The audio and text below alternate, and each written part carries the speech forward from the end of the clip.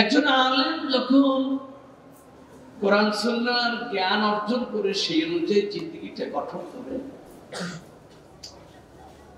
আল্লাহ রাসূল বলতেছে এই মানুষটা শুধু একজন আলেমই না, সে দুনিয়ার 18,000 মাখলুকাতের কাছে শ্রদ্ধার পাত্রে পরিণত হয়। তার কাছে ঋণী হয়ে যায় সমগ্র সৃষ্টি। কারণ তার সোহবতে এসে তার কথা শুনে মানুষ বিপদ থেকে মুক্তি পায়, আগুন থেকে মুক্তি পায়, রক্তারক্তি থেকে মুক্তি পায়, প্রকৃত ইসলামের সন্ধান পেয়ে তারা মরার আগে দুনিয়াতে বেহেশতি সুখ অর্জন করে। সুতরাং একজন আলেম যখন মারা যায় তখন পানির মাছ, মাটির ভিতরে থাকা এই পোকামাকড়, আকাশে ওরা পাখপাখালি, সবকিছু চোখের পানি জড়াতে থাকে। কারণ একজন হক্কানি আলেমের দ্বারা সবাই উপকৃত হতেছিল।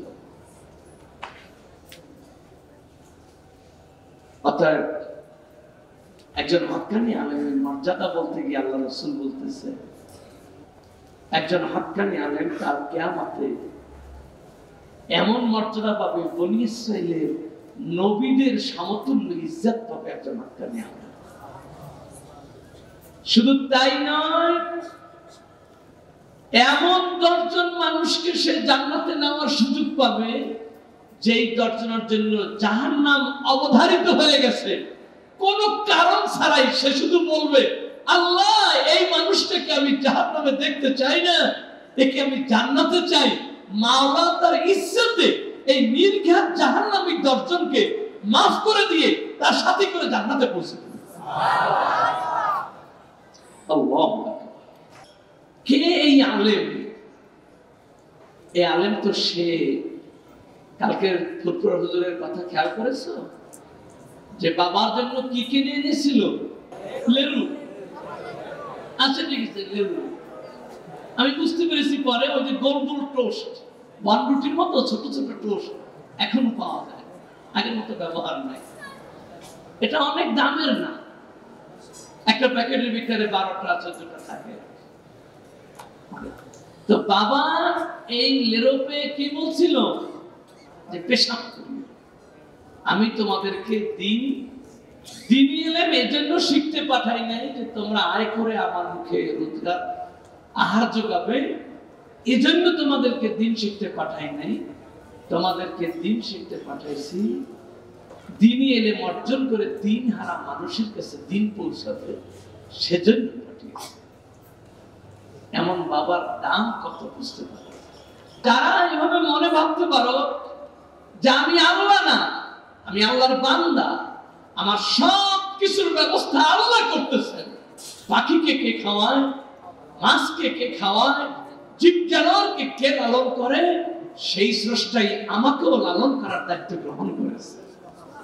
তুমি প্রতিদিন স্বীকার করতেছো আলহামদুলিল্লাহ রাব্বিল আলামিন, তুমি আল্লাহকে রব বলে স্বীকার করতেছো, অথচ রুবুবিয়তের দায়িত্ব তোমার মাথায় নিয়েছে। তুমি কত বড় জাহেল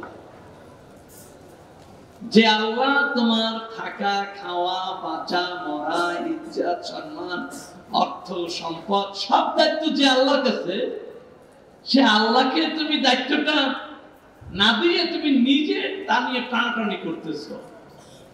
আহাম্মক। সুতরাং তোমাদের কাছে অনুরোধ থাকবে, একজন হক্কানি আলেম তার তো প্রথম দায়িত্বটাই হবে ওই ছেলের জন্য পড়া জায়েজ নাই যে মাদ্রাসায় পড়ে দুনিয়া কামাই নিয়ে। মাদ্রাসায় পড়ার উদ্দেশ্য থাকবে আমি ইলমে দ্বীন অর্জন করে ইকামতে দ্বীন ও তাবলীগে দ্বীনের দায়িত্ব পালনের মাধ্যমে আমি হারানো ইসলামকে আবার পুনরুদ্ধার করব, দ্বীন হারা মানুষদেরকে আবার দ্বীনের পথে নিয়ে আসব। এভাবে করে আমি আল্লাহ পাকের রাজি খুশি অর্জন করে আমার জীবনটাকে জান্নাতের জীবন হিসাবে তৈরি করতে থাকবো। এই থাকবে মাদ্রাসা পড়ার উদ্দেশ্য।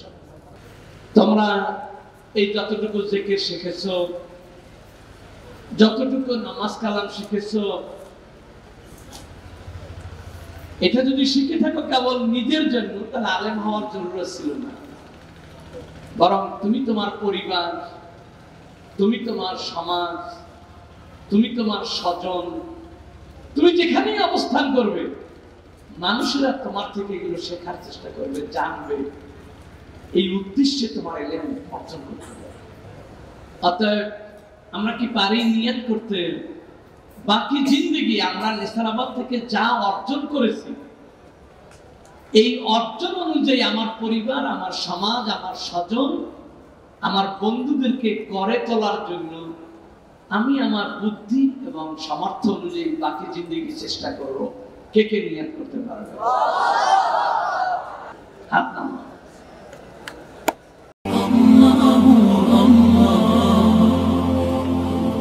আপনারা দেখছেন এটিআর টেলিভিশন, সত্য প্রবর্তনে ঐক্য।